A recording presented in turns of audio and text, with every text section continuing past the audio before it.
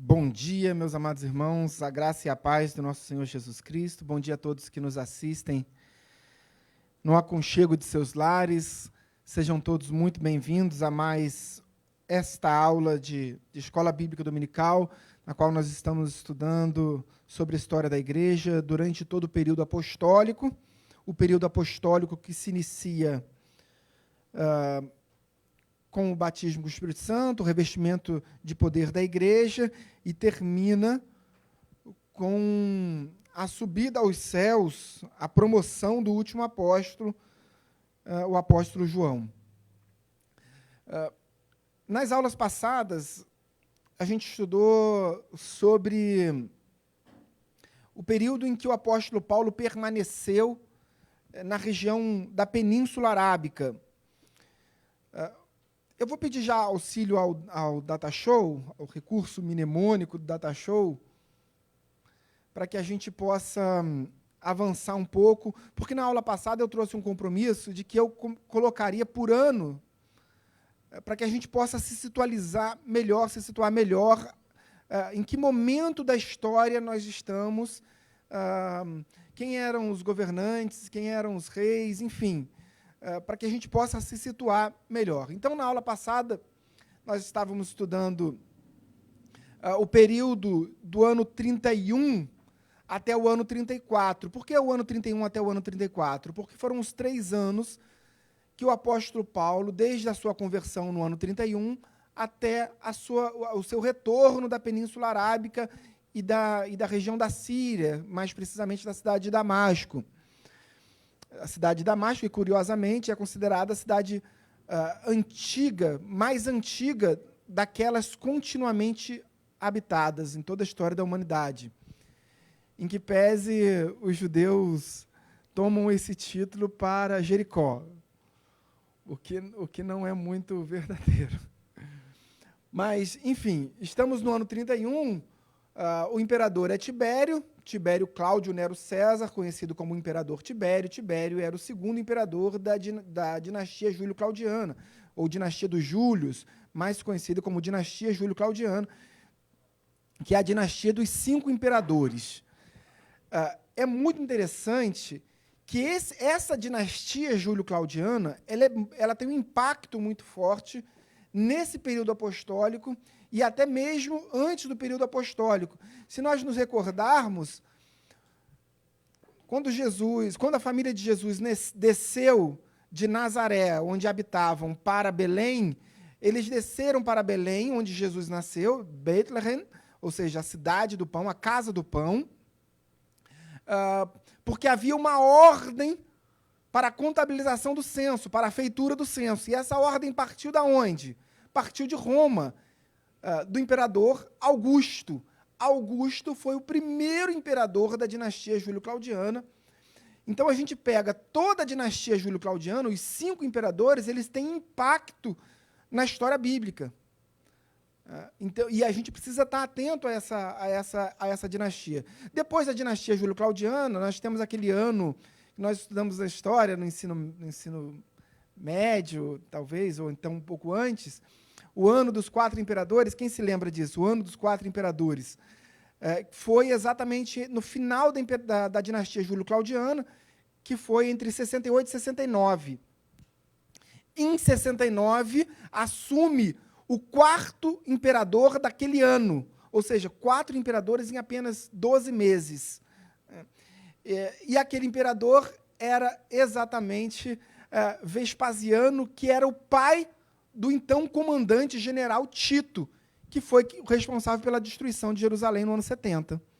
Então, Vespasiano assume no ano 69, no ano 70 tem a queda de Jerusalém, profetizada por Cristo, que não haveria pedra sobre pedra, o templo foi totalmente destruído, as pedras foram retiradas para derretimento do ouro, porque havia uma ideia de que havia ouro entre as pedras, o que também não era verdade, mas não remanesceu pedra sobre pedra, como havia Cristo profetizado. A partir dali, inicia-se a dinastia dos Flávios, que inicia exatamente com o último imperador daquele ano dos 4 imperadores, que é Vespasiano. Depois tem Tito, que assume, 9 anos depois, Tito assume. No ano 68, Tito assume. Aliás, no ano 78, depois tem Vespasiano, enfim. Estamos aqui no ano 31, não vamos avançar, a gente vai chegar lá, isso a gente vai trabalhando na história. Estamos aqui no ano 31, o governador da província da Judéia, a gente vai se situar, porque também se a gente colocar todos os nomes, todos os imperadores, todos os governadores, todos os reis, a gente acaba se perdendo. Vamos por região.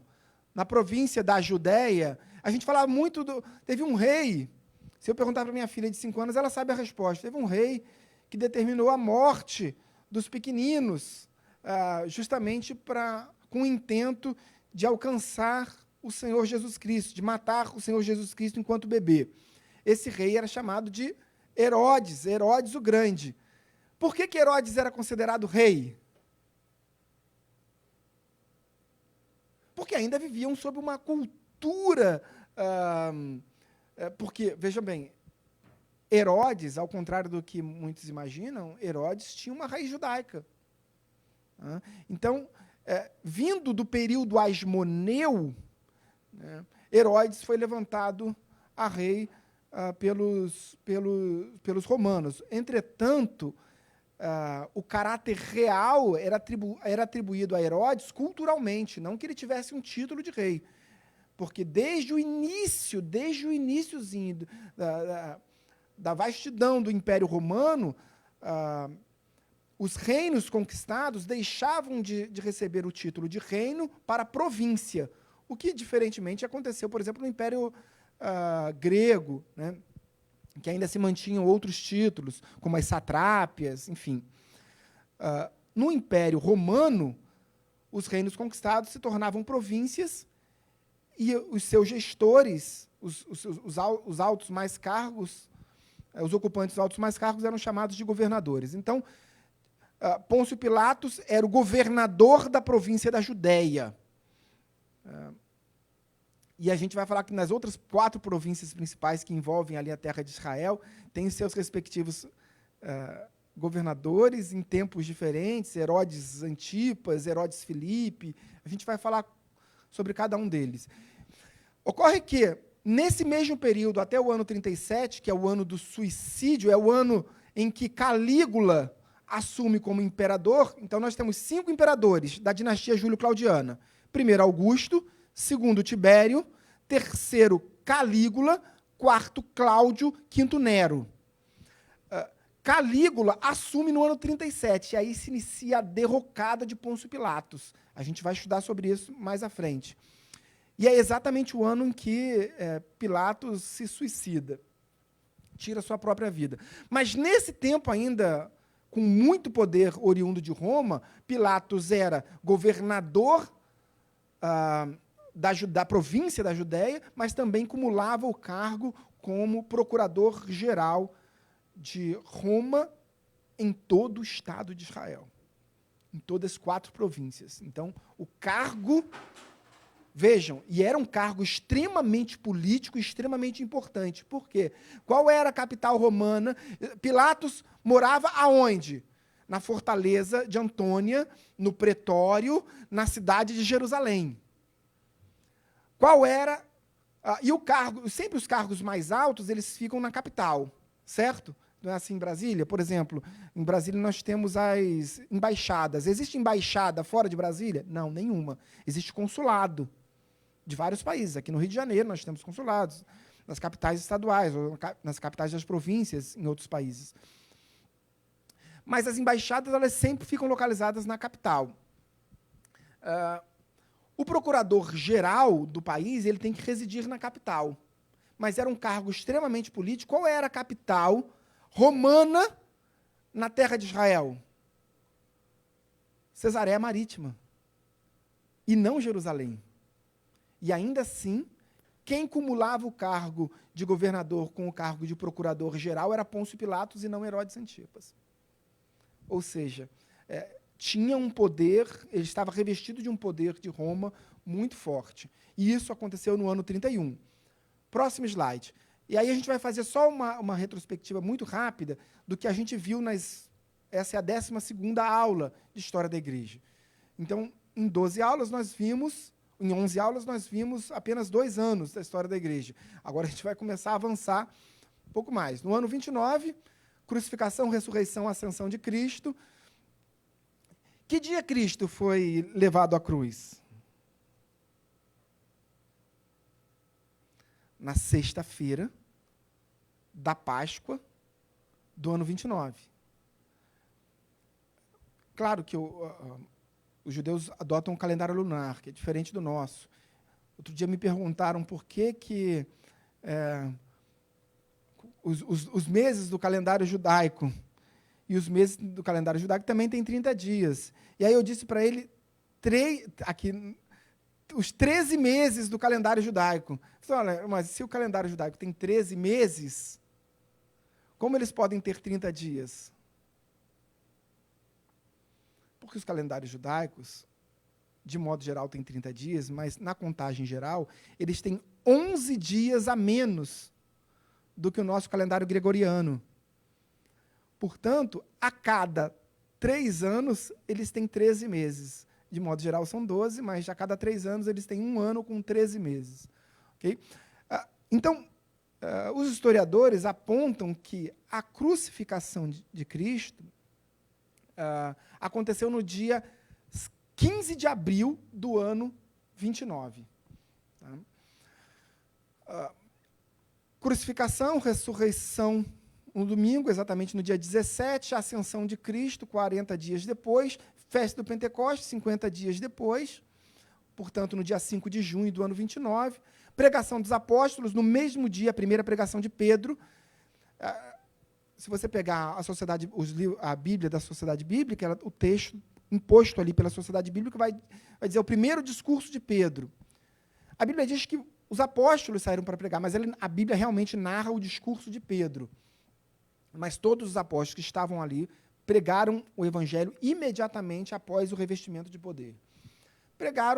Pedro pregou, 3.000 pessoas se converteram, 3.000 homens na narrativa judaica, né, na cultura. Próximo slide.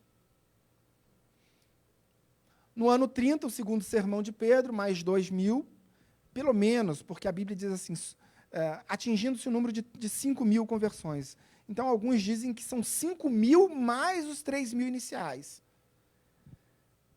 Eu entendo que foram 2.000 nessa conversão, nesse segundo discurso de Pedro.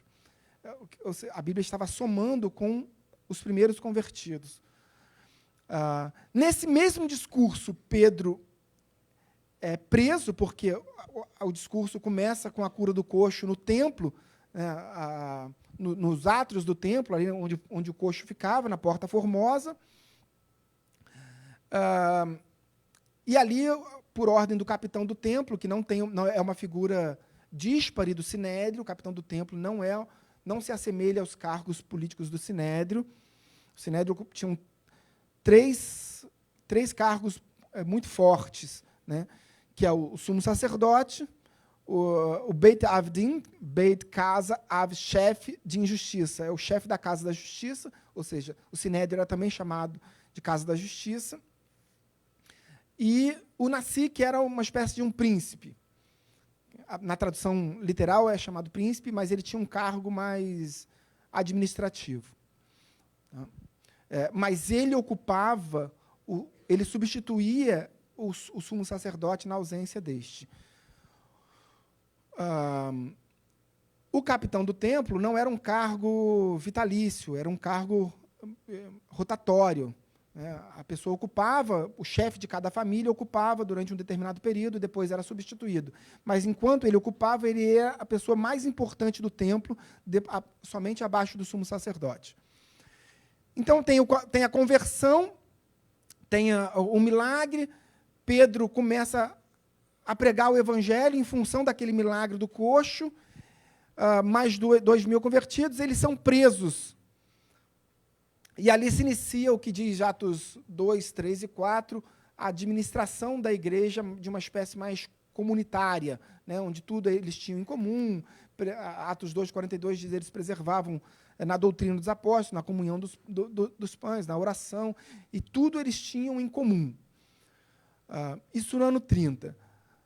Nesse momento, aproximadamente, aí a gente pode conjecturar que Paulo, ainda morador de Tarso, porque Paulo, eu já contei toda a história de Paulo aqui, a gente viu que Paulo foi criado aos pés de Gamaliel, na Beit Hillel, a primeira escola estiva, a primeira escola judaica de Israel. E depois ele volta para a sua cidade. Paulo era de Tarso. Tarso ficava onde? Na Cilícia. Cilícia hoje onde? Turquia. Isso é importante a gente compreender. Então, lá na Turquia, Paulo, lá na Cilícia, chega a Paulo a informação do crescimento dessa doutrina do caminho. Até então, nesse momento, os cristãos eram chamados como aqueles do caminho. Então, Paulo sai da Cilícia, sai de Tarso e vai para Jerusalém e inicia ali a perseguição. No ano 31, então, próximo slide, nós temos o martírio de Estevão. A perseguição começa com o martírio de Estevão.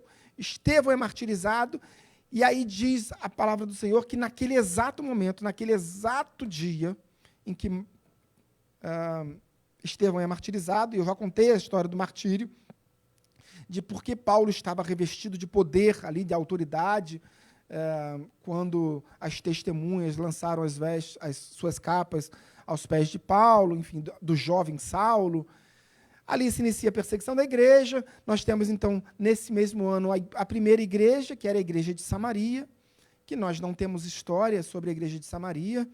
Há conjecturas sobre por que a igreja de Samaria deixou de existir, por que a Bíblia não menciona mais, ainda que muitas almas tenham se convertido em Samaria, a igreja deixou de existir.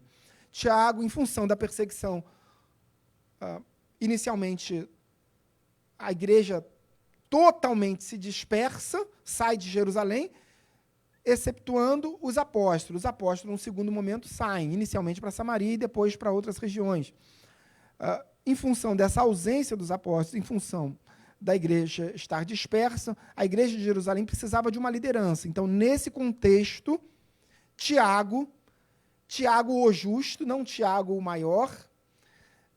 O Tiago maior é o Tiago, irmão de João, filho de Zebedeu. Mas Tiago o justo, irmão do Senhor Jesus Cristo, foi nomeado como o primeiro bispo da igreja de Jerusalém, o primeiro bispo da igreja cristã. Esse relato dos primeiros 15 bispos está no livro de Eusébio de Cesareia, História Eclesiástica. É um dos livros dos pais da igreja mais difundido. Quando eu li esse livro pela primeira vez, ele no Brasil só era publicado pela CPAD. Hoje você compra esse livro por um preço muito baixo, considerando os livros dos pais da igreja, que são muito caros,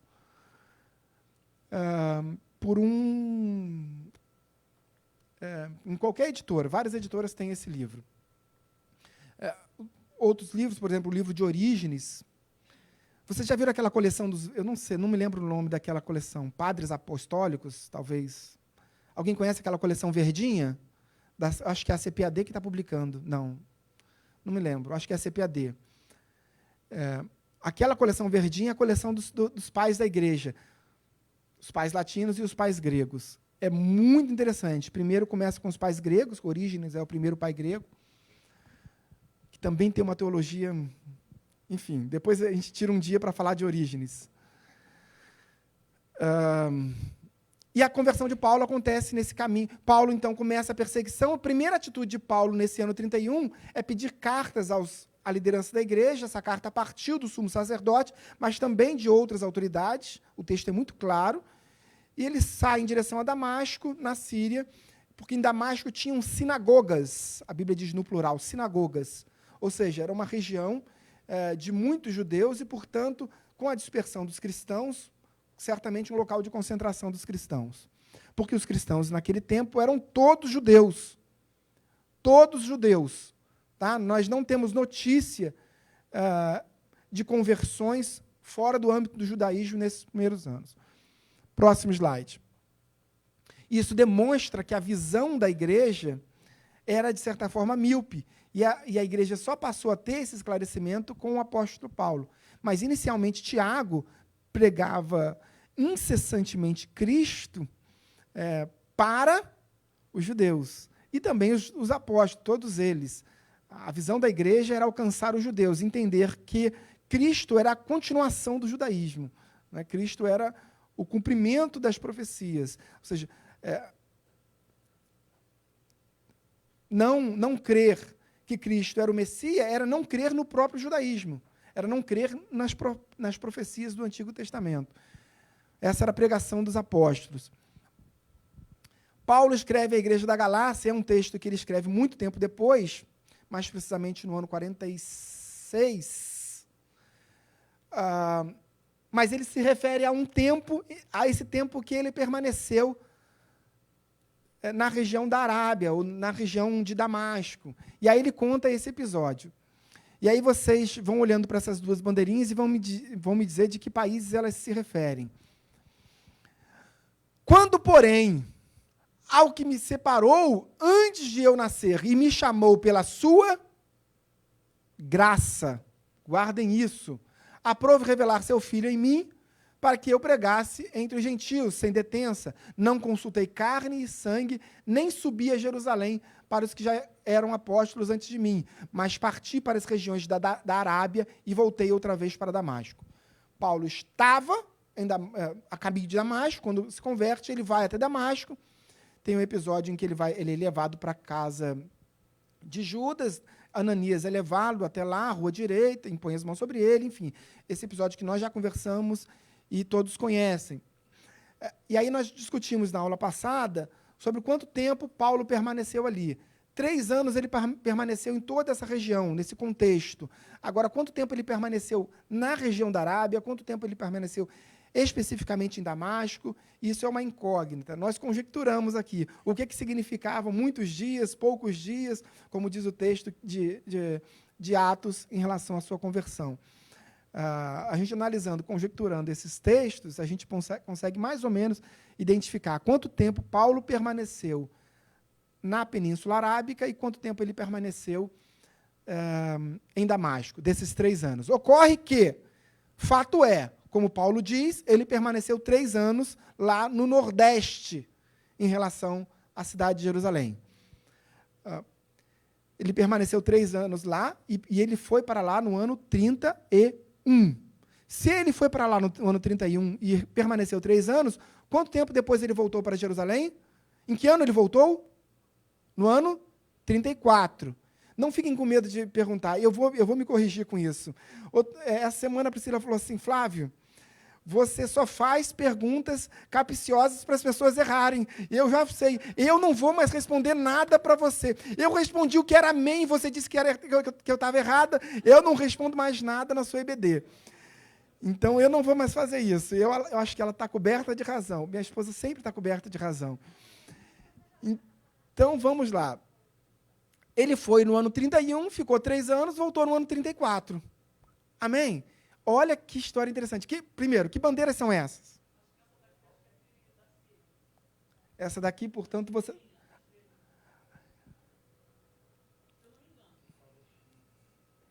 Maravilha! Você vai ver que, assim, você falou Palestina, né? Quem? Rodrigo? Quem? João. Você vai ver, a gente vai ver até a bandeira da Palestina e tal, porque as bandeiras são muito semelhantes. Excetuando a Arábia Saudita, que é a bandeira verde, a gente vai ver essas bandeiras. Sheilinha coberta de razão, bandeira da esquerda, bandeira da Síria, e bandeira da direita é a bandeira do Iraque. Por que Iraque? Por que Iraque? Porque Paulo foi para a região da Arábia, mas os historiadores identificam, biblistas identificam que essa região da Arábia seria uma parte noroeste do Iraque. Próximo slide, Gabriel, por gentileza. Vocês conseguem ver? Não, né? Está muito difícil. Eu vou mostrar para vocês por cor. Tá? Tá vendo esse pontinho vermelhinho aqui? Esse pontinho vermelhinho pequenininho é onde fica a cidade de Jerusalém, nesse ponto preto especificamente. Esse vermelho é o que hoje se considera a Cisjordânia. Paulo foi para Damasco. De Damasco, diz a Bíblia que ele foi para a região da Arábia. Essa região que envolve Iraque, Arábia Saudita, Omã e Emirados Árabes, aqui, ó, Emirados Árabes Unidos, Catar e Omã, ali, é toda considerada a região da Arábia, a Península Arábica. Mas, queridos, ele estava em Damasco. Para ele chegar, por exemplo, no Kuwait, em Omã, no Emirados Árabes, ele demoraria muito tempo, o que não é muito razoável. Por que ele iria para aquela região se ele poderia achar um deserto, se essa era a ideia, de se recolher e ficar só? O Iraque tem um grande deserto, é possível, então, que ele tenha saído de Damasco e tenha ficado ali na região do Iraque. Tá? É muito provável. Aliás, muito provável também não. Assim, acho que é provável. Mas é só uma conjectura, porque era muito distante, talvez, mas não há nenhuma informação bíblica, nem histórica, acerca de aonde Paulo se concentrou efetivamente. Nós sabemos que foi na Península Arábica. Bem? Gente, hoje é aniversário da Amanda. Próximo slide. E aí, olha o que acontece. Olha que tremendo. Volto a perguntar. Paulo foi para Damasco no ano 31. Amém? Ele ficou 3 anos lá. Ele voltou no ano 34. Diz o texto bíblico que no ano 34 ele se encontra em Jerusalém com Pedro e com Tiago. Isso no ano 34. Nesse período da dispersão da igreja, que se assemelha ao período que Paulo ficou lá na região da Arábia, a igreja estava sendo perseguida e foi totalmente dispersa, como nós falamos aqui. Nesse período, no ano 31, Tiago foi levantado bispo e precisava fazer algo. Ele precisava fazer alguma coisa para ou mandar uma mensagem de WhatsApp, ou mandar um e-mail, um sinal de fumaça, qualquer coisa, mas ele precisava se comunicar com a igreja que estava dispersa, e dispersa por inúmeras regiões. Então, o que fez Tiago no ano 33, portanto, antes de Paulo chegar a Jerusalém novamente? Antes de Paulo voltar a Jerusalém, o que aconteceu no ano 34, Tiago, no ano 33, escreve o primeiro texto neotestamentário, ou seja, o primeiro escrito do Novo Testamento é a Epístola de Tiago, e isso acontece no ano 33. Como nós podemos afirmar que...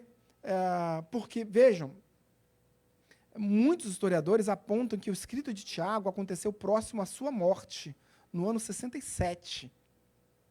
Em algum tempo, a morte aconteceu no ano 67, em algum tempo anterior à sua morte, mas muito próximo da sua morte. Por que isso não é crível? Sob a minha ótica, sob a ótica de alguns historiadores que eu admiro.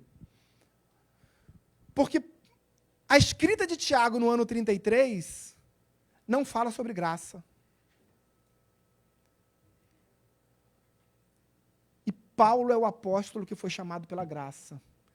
Paulo prega o evangelho com base na graça. Todas as epístolas de Paulo, inclusive aquelas epístolas extremamente teológicas, como é a epístola à igreja de Roma, Paulo se fundamenta muito na graça, extremamente na graça, e sobretudo as epístolas também, aos Efésios e aos Gálatas. Muito fundamentado na graça. Por quê? Porque era a graça que permitia que o evangelho fosse pregado a todas as pessoas, e não se restringindo aos judeus. Então, Tiago, nossa percepção é que Tiago não tenha tido ainda, naquele momento, um encontro com Paulo. Ou seja, não havia ainda um conhecimento profundo acerca da graça. E por que essa epístola foi importante ela ser escrita antes do encontro de Tiago com Paulo? Porque os judeus recém-convertidos, seria demais para eles receberem uma mensagem de graça, né? Uma mensagem da graça, uma mensagem fundamentada na graça. Possivelmente eles criariam alguma oposição em relação a essa mensagem do Evangelho universal, do Evangelho católico universal. Então, é possível e é muito provável que a Epístola de Tiago tenha sido escrita no ano 33, portanto, no ano anterior ao encontro que Paulo teve com Tiago e com Pedro em Jerusalém, no ano que aconteceu no ano 34. Vamos analisar um pouco do porquê dessas conjecturas. Próximo slide. Olha como é que Tiago começa a epístola. Começa o seu primeiro texto. Quer dizer, o primeiro texto do Novo Testamento começa assim: Tiago, servo de Deus e do Senhor Jesus Cristo, às 12 tribos que se encontram na dispersão. A epístola é destinada a não-judeus? Não. Exclusivamente para judeus.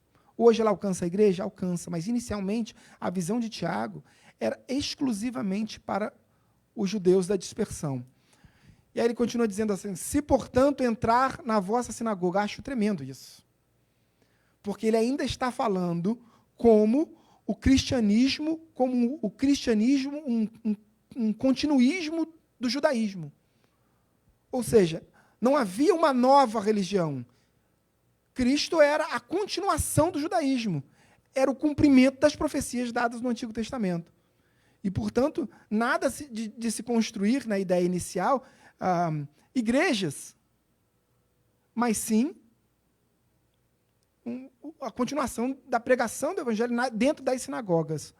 Portanto, os termos ainda são muito judaicos e muito judaizantes, ou seja, a pretensão dele era que assim fosse continuasse. E a gente analisa toda a epístola de Tiago, é uma epístola absolutamente pastoral. Querido, se tem uma epístola no Novo Testamento em que não é teológica, é a epístola de Tiago. É a epístola mais procedimental do cânon.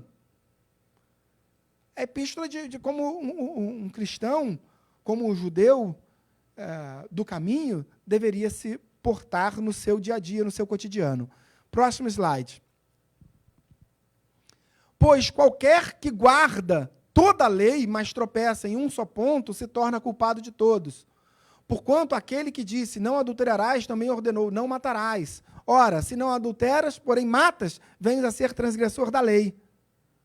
Veja que Tiago ainda está muito amarrado à lei. O conceito dele é um conceito muito literal, muito correto, evidentemente, mas ainda muito literal. Tiago não fala sobre perdão, misericórdia, graça. Ele fala de procedimentos, né, do dia a dia. Próximo slide. Está alguém entre vós doente? Chame os presbíteros da igreja, e estes façam oração sobre ele, ungindo-o com óleo em nome do Senhor. Enraigado na cultura judaica. A cultura do óleo, da oração, da unção com óleo, é uma cultura que não existia em outras seitas, né? Mas muito específica da fé judaica. Êxodo e Levítico falam de como o óleo deveria ser feito, enfim, é uma questão muito religiosa, né? E aí, o que me chama a atenção, ele fala assim, dos presbíteros da igreja. O presbítero hoje é um conceito muito enraizado na igreja cristã, né? Mas, naquele tempo, Tiago utiliza esse conceito de presbítero porque era o conceito do judaísmo. Porque presbítero é uma palavra que tem origem no grego para denominar os anciãos do judaísmo, do Zequenim, do conselho de anciãos. Ou seja, aqueles que não eram sacerdotes, na visão judaica, os anciãos não eram sacerdotes. Tá? Eles não vinham da linhagem sanguínea de Arão. Eles compunham o Zedequim, que era o conselho de anciãos, de sábios de Israel. E essa palavra presbíteros da igreja vem dessa fonte, uma fonte absolutamente inserida no judaísmo. Próximo slide. Ano 33. E agora eu coloquei uma bandeirinha nova ali. Que bandeirinha é essa? Bandeirinha de Israel. Diz assim o texto: decorridos 3 anos, então subi a Jerusalém para avistar-me com Cefas também chamados de Pedro, e permaneci com ele 15 dias, e não vi outros apóstolos senão Tiago, irmão do Senhor. Isso no ano 33. Aliás, perdão. O Gabriel deve ter alterado ali o slide, eu coloquei ano 34, deve ter sido o Gabriel que errou ali. É ano 34, Gabriel. Corrige para mim, por favor. Não faz isso não, Gabriel. Faz eu passar vergonha aqui. Decorridos 3 anos, é uma questão, minha professora Cimei, me desculpa, 3 mais 1 continua sendo 4. Então, é o ano 34, decorridos 3 anos. Então, subi a Jerusalém para avistarmos com Cefas e permaneci com ele ali 15 dias, juntamente com Tiago. Então, essa é a oportunidade, durante esses 15 dias, que Paulo, estando com Pedro e com Tiago, ali possivelmente relatou possivelmente não, certamente, evidentemente, porque Paulo era um perseguidor do Evangelho, um perseguidor intenso, e depois ele volta para Jerusalém e ele tem um encontro com Pedro. Olha, então vamos ali, vamos marcar ali uma reunião, um grupo de oração. Então, ele ali, nessa reunião, ele explana tudo aquilo que aconteceu com ele lá na região da Arábia, tudo que aconteceu com ele em Damasco, e fala que ele foi chamado pela graça. E ali ele explica profundamente, certamente, a gente está conjecturando, sobre a graça, mas esclarecendo profundamente ou não, fato é que ali a igreja passa a ter uma nova visão acerca da graça. Mas essa visão foi sendo paulatinamente edificada no seio da igreja. Por quê? Nós estamos falando do ano 34, e a primeira viagem missionária de Paulo se deu no ano 48. Portanto, 14 anos depois. Agora vejam, 14 anos depois, que Paulo fala sobre a graça, ele faz uma viagem missionária e ele prega onde? Para os judeus da conversão, da dispersão. Por quê? Porque a graça ainda não estava totalmente enraizada no seio da igreja. E não havia uma autorização nem da igreja de Jerusalém e tampouco da igreja de Antioquia, que era a igreja a qual Paulo estava aliançado naquele tempo. Paulo não estava aliançado à igreja de Jerusalém, mas à igreja de Antioquia, porque foi Barnabé, que era uma das lideranças da igreja de Antioquia, que tirou Paulo da Cilícia, de Tarso, e levou para Antioquia. Então, muito tempo se passou, 14 anos. De onde nós tiramos esses 14 anos? Passa o próximo slide, para a gente encerrar, já passou o tempo. Eu vou ler o verso e depois vocês vão me dizer que bandeirinhas são essas. Depois fui para as regiões da Síria e da Cilícia. 14 anos depois, subi outra vez para Jerusalém com Barnabé, levando também a Tito. E a partir dali, eles iniciam depois a primeira viagem missionária, que se inicia no ano 48.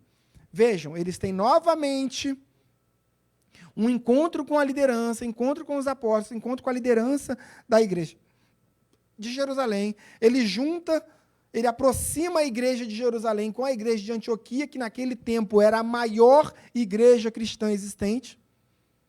Depois passou a ser a igreja de Éfeso, alguns anos depois. Mas naquele tempo a igreja de Antioquia era um monstro em tamanho, enfim, em quantidade de membros. Era a maior igreja, muito maior que a igreja de Jerusalém, por exemplo.